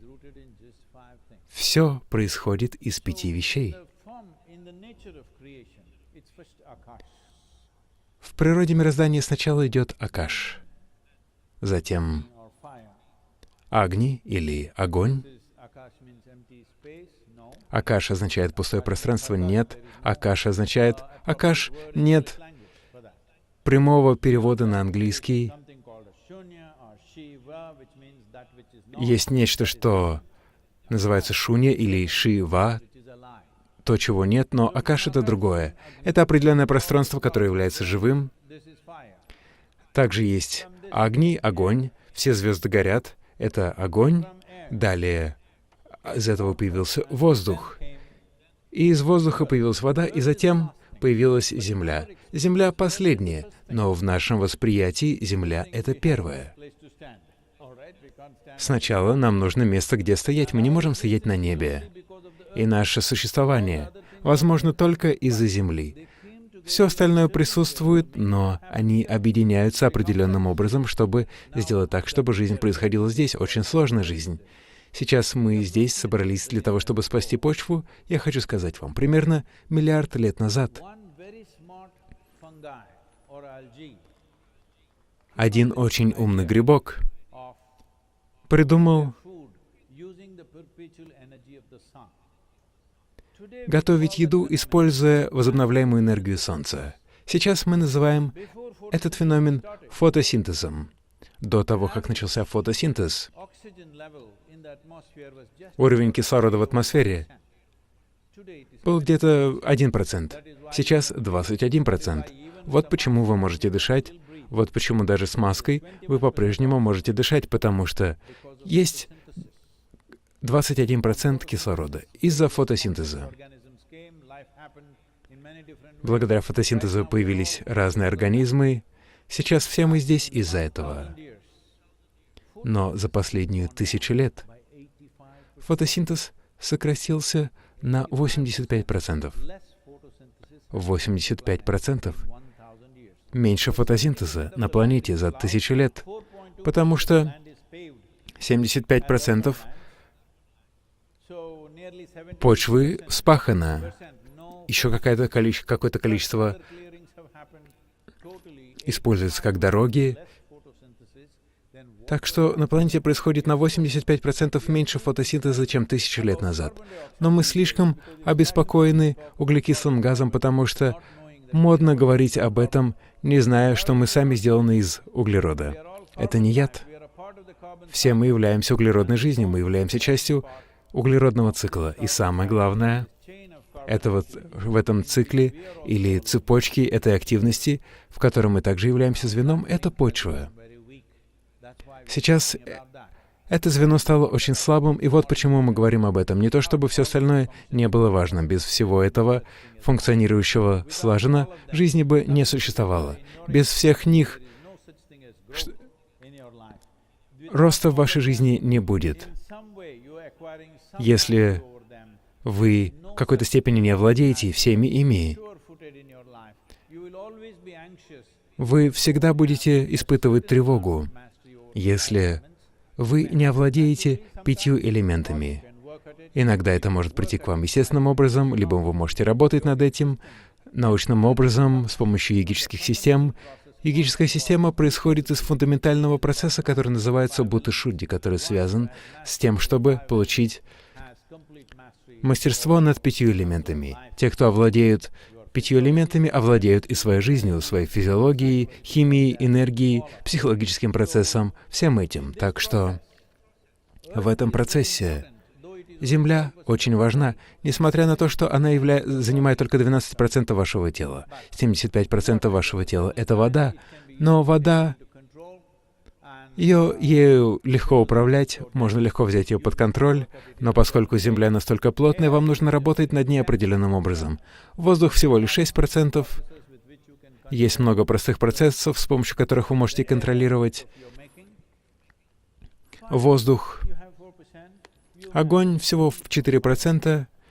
Вы же все женаты или замужем. Вам нужен какой-то огонь либо для страсти, либо чтобы кого-то немножко обжечь. И так это работает.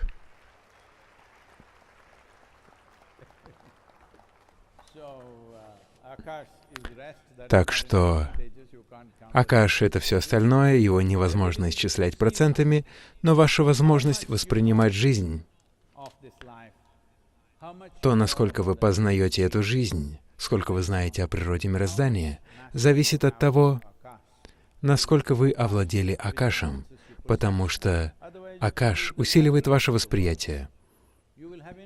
Иначе можете прочитать все библиотеки мира. У вас будет информация, но не будет знания. Если вы хотите что-то познать, вам нужно взять под контроль.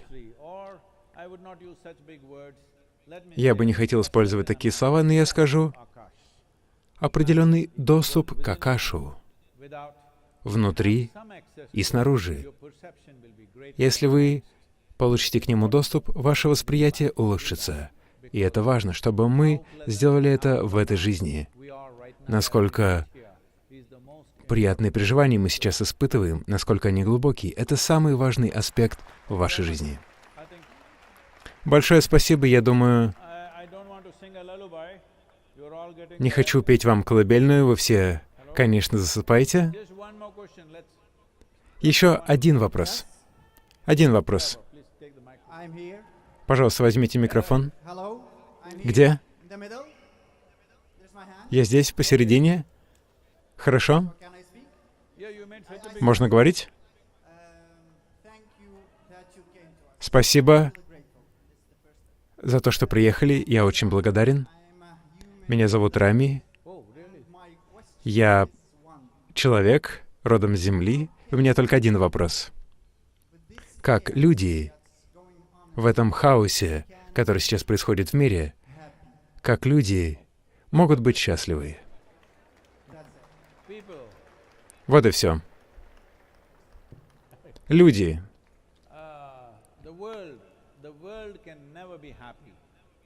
Мир никогда не может быть счастлив, потому что счастье происходит внутри вас.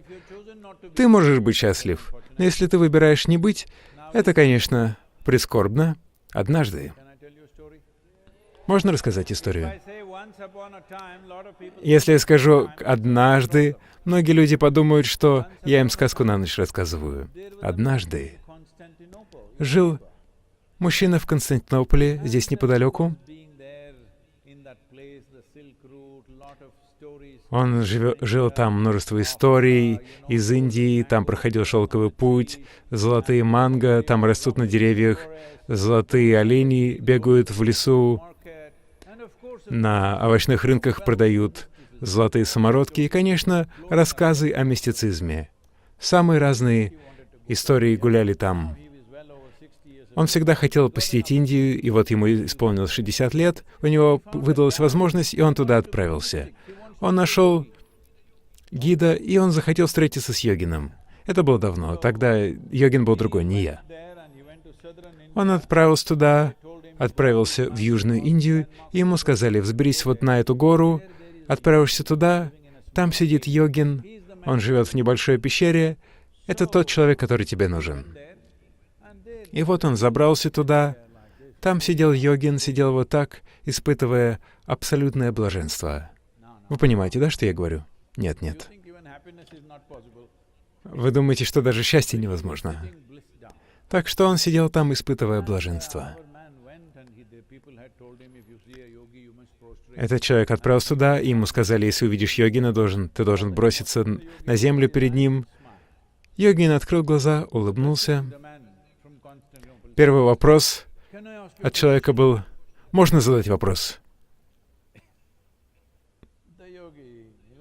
Йогин рассмеялся и сказал: да, конечно, задавай. Никаких проблем. Задавай. Потому что вопрос не может быть неправильным, только ответ может быть неправильным. Вот в чем безопасность вопроса. Можно задавать любые вопросы.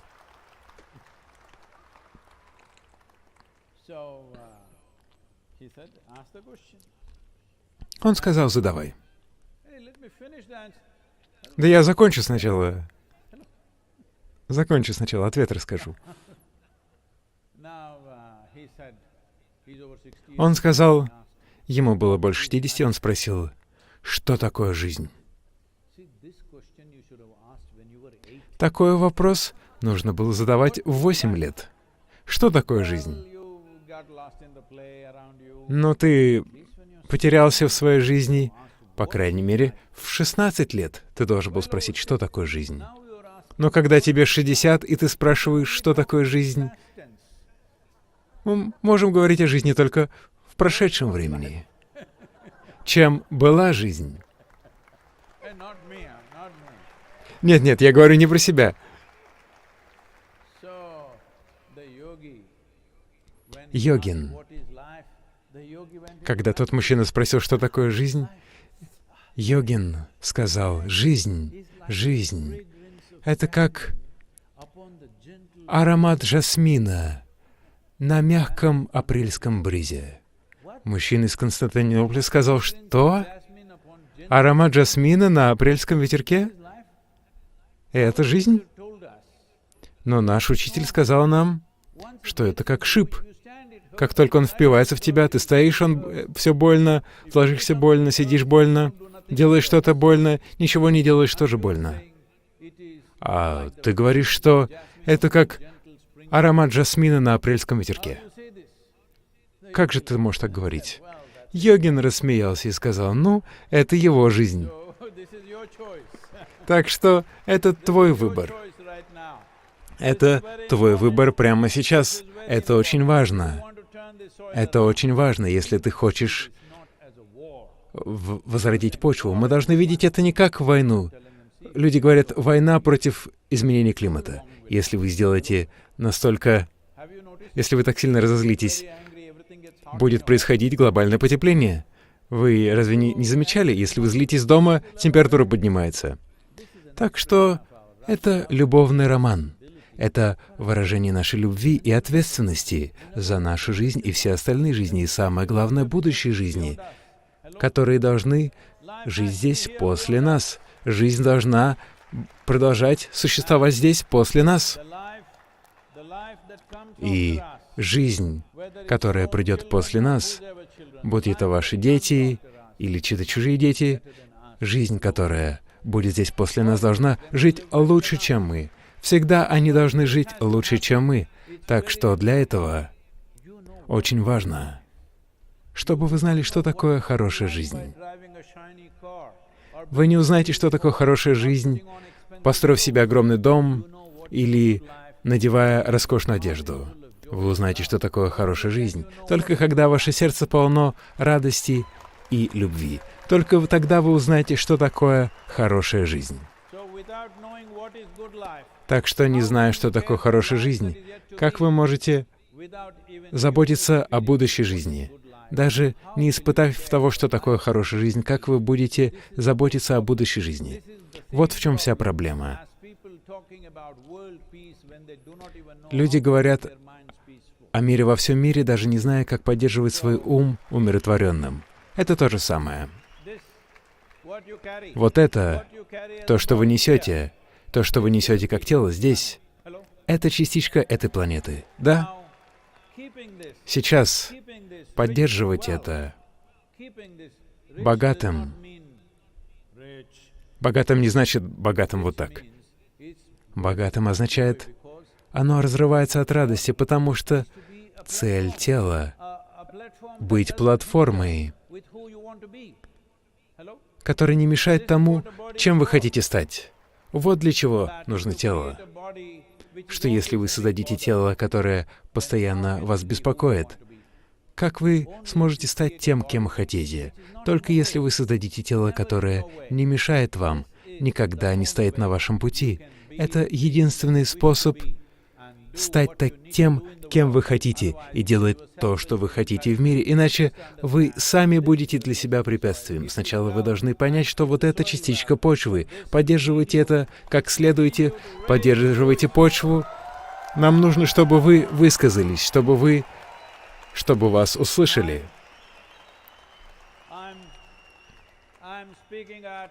I'm speaking at COP15 on 9th and 10th of May.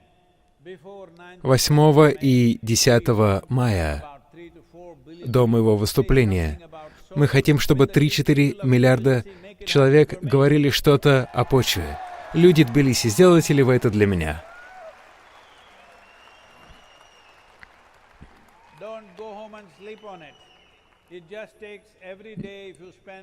Каждый день 15-20 минут, как город, как страна я хочу увидеть, я хочу услышать во всех уголках мира. Мы хотим услышать голос Тбилиси, как он говорит о почве. Если вы действительно коснетесь миллиарда человек, я вернусь в Тбилиси меньше, чем через год. Но сначала я должен услышать ваши голоса. Сделайте так, чтобы это произошло.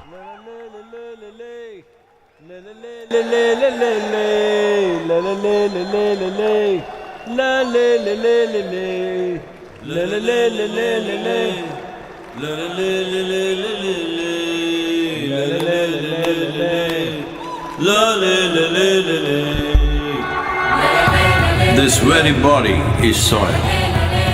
My body, your body, everybody is just soil body.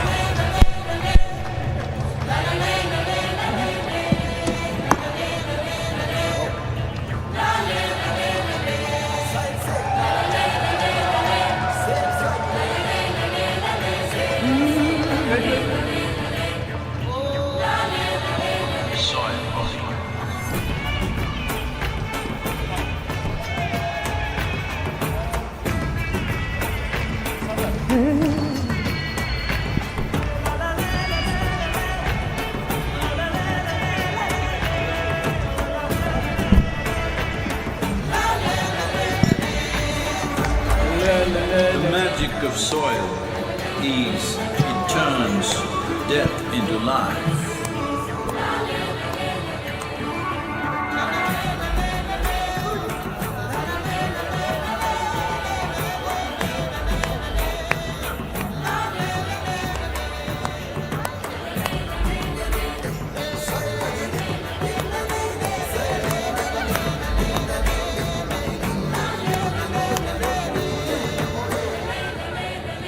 Depleted soils will not quench the fire of hunger. Unquenched hunger can burn the very world. This is a generational responsibility. Save soil. Let's make it happen. Edward!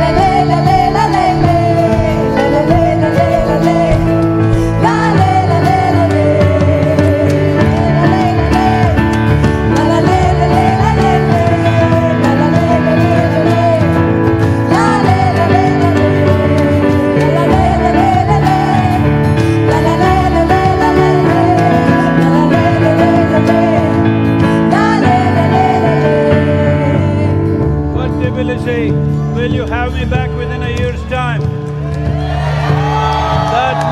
That means we must hear your voice across the world. Okay?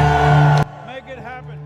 Form groups of your own. There is Twitter, there is Facebook, there is Instagram, Telegram, TikTok, do whatever. Do something smart, do something stupid.